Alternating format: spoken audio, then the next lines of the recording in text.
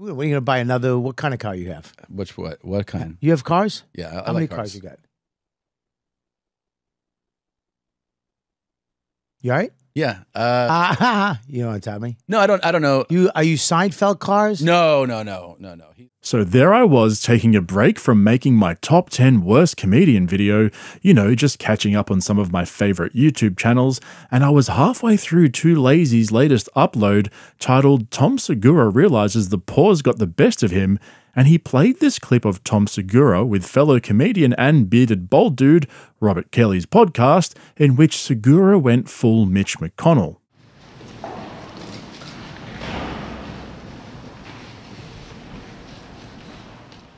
And at first I thought it was just a clever edit to make Tom look like he refused to answer the question, but then I realized Too Lazy doesn't really touch the clips. It's not like him to do something like that, right? So I went to the original podcast and fumbled my way through it until I found the bit where Rob asks Tom, "How many cars do you have?" No, well, I've always wanted to do that stuff. I can't make say the thing, but it'll be announced. I sold a show. You did? Yeah, and I got a series commitment, so we're gonna make the show. So you're making a show? Yeah. That's great. Yeah. It's going to be on, of course. One of the things. One of the things you can't announce. Yeah. But we know because you do one of the things, only one of the things. Maybe. You could do another thing? Maybe. Maybe another thing? Could be. Really? Well, maybe. Now, is it about your life? No. It's crazy? It's weird? Crazy. It's crazy. It's crazy and weird. It's crazy and weird. Yeah. Is it crazy and weird like I made a pilot on my own. So I funded the pilot. Right. Shot it and then showed it, and then they were like, "We'll make it." Really? Yeah. And so cost me a fortune, but yeah. Yeah, but it's worth it. But it worked it. It's worth it. Yeah. It's great. That's what you're supposed to use your money for. I think so too. Yeah. Yeah. It's like, do you want more stuff, or what are you going to buy? Yeah. What are you going to buy another? What kind of car you have? What kind? You have cars? Yeah. How many cars you got? You all right? Yeah. You don't want to tell me? No, I don't know. Are you Seinfeld cars? No. Oh, it was real, just as I suspected. Oh man, okay, let's just calm down for a second and not blow this out of proportion, says the guy making a whole video about it. But seriously, for all my regulars and those of you who stay up to date with YMH and Two Bears, this is huge. When are you going to buy another? What kind of car you have? What kind? You have cars? Yeah. How many cars you got?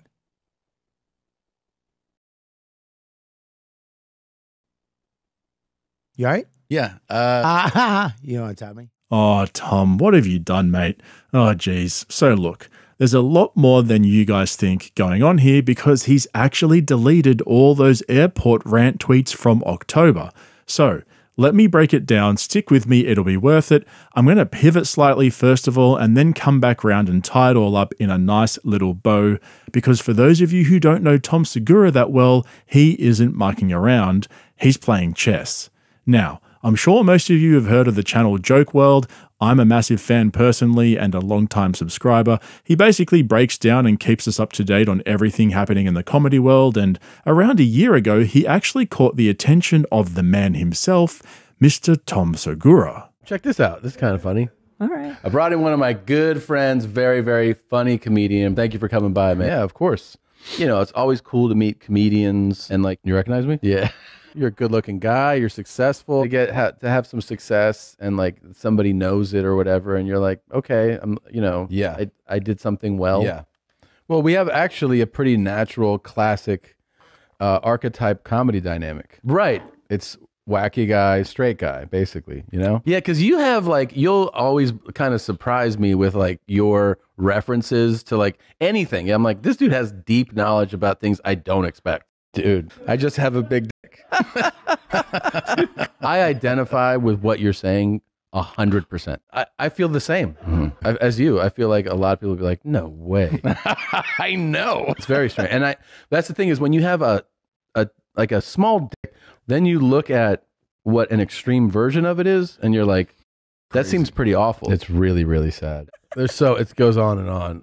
Let me give the proper credit here. Uploaded to YouTube at Joke World. That's who did it. Amazing. At Joke World. And the world is WRLD.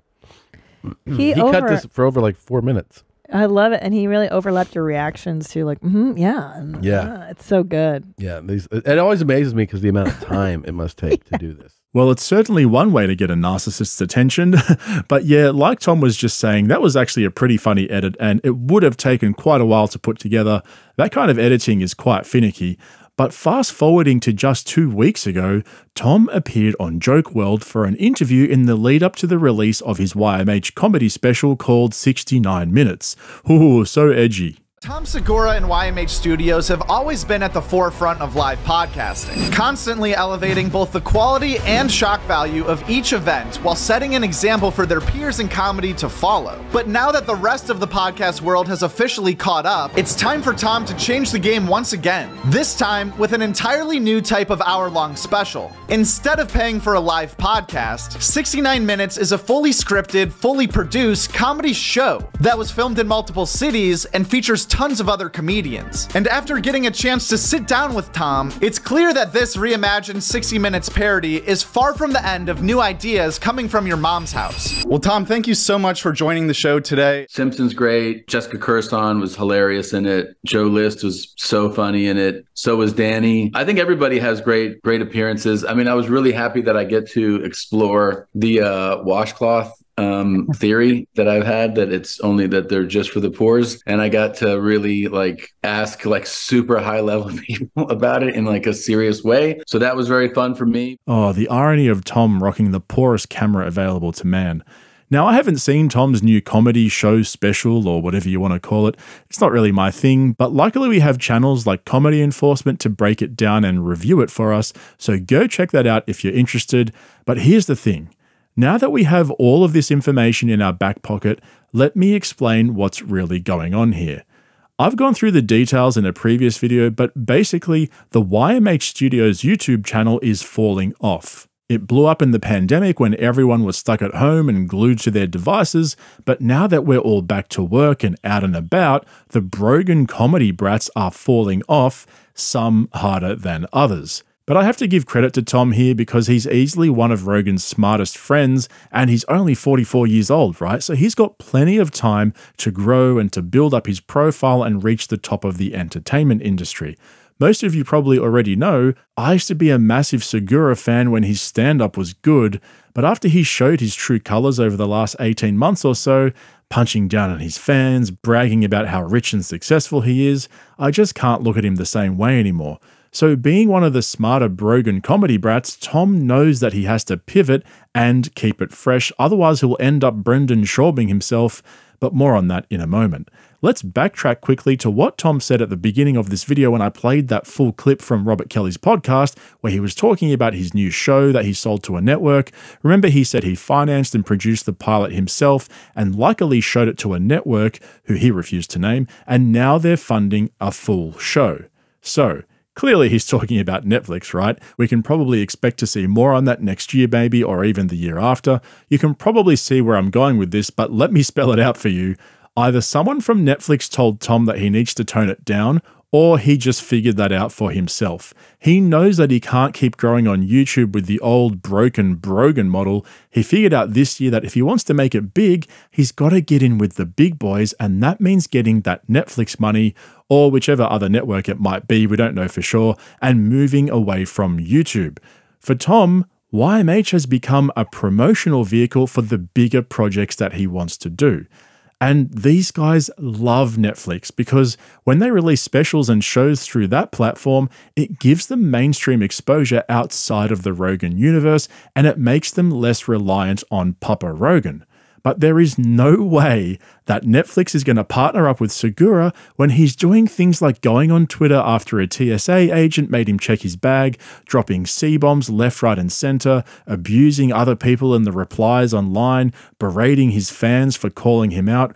All of those things are child's play when you're talking Netflix money. And so I wasn't surprised to find that Tom deleted all his tweets from October. Like, literally, if you go to his Twitter profile right now, on his posts tab and his replies tab, it jumps straight from September to November.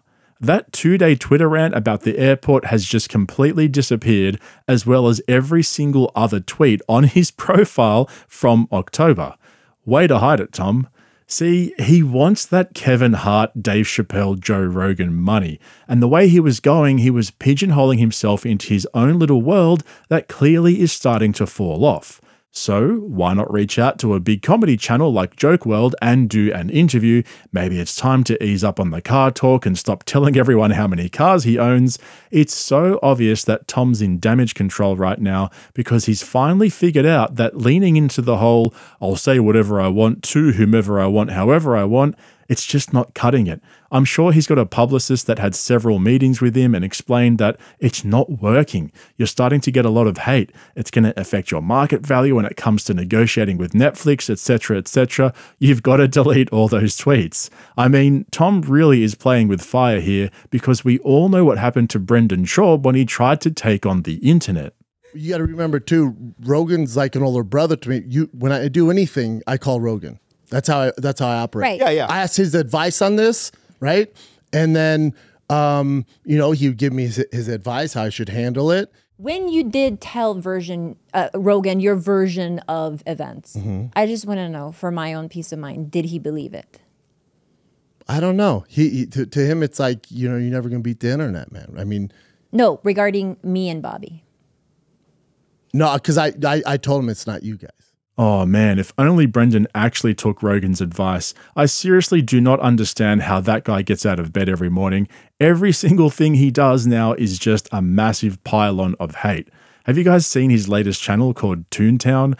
I was just reading the comments on his latest upload and I could count on one hand how many genuinely positive comments there were out of like 400 or so comments. It is so far beyond a joke at this point, and he brought it all onto himself. Now, you guys know me, I am not encouraging any of you guys to go and hate on Brendan or Tom or anyone else for that matter, but there's already a lot of hate growing for Tom on Reddit, on Twitter, and YouTube as it is.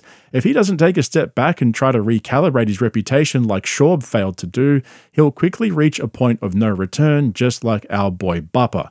But like I said earlier, Tom's a smart guy. He knows what's going on. He sees that leaning into the whole mean rich dude persona backfired on him, and credit to him, he's trying to fix it. And honestly, I want to like Tom. I really do hope that he succeeds in rebuilding his reputation and just goes back to being a funny dude who's laid back and isn't so uptight about everything.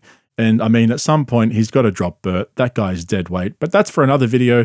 Anyway, just a quick update for you guys on a few observations I've made over the last week or so about Tom. I think the fact that he deleted all those tweets from October is pretty huge news. I'll try to drop a couple more videos before the end of the year. And also don't forget to let me know what you think about everything I discussed in the comments below. I'm always interested to read your comments and see what you guys think. And if you haven't subscribed, consider jumping on board so you get all my uploads right there in your feed. Thanks for joining me. I'll catch you in the next one. Here's the thing. If you're still mad about this, just know that it's your mindset and you're thinking like a loser, but you don't have to. You don't. You can change the way you think, but you have to accept the way you're thinking right now is not going to get you anywhere. You're being bitter, you're being petty, you're insecure, you're not confident, and you can change that, but you have to be proactive.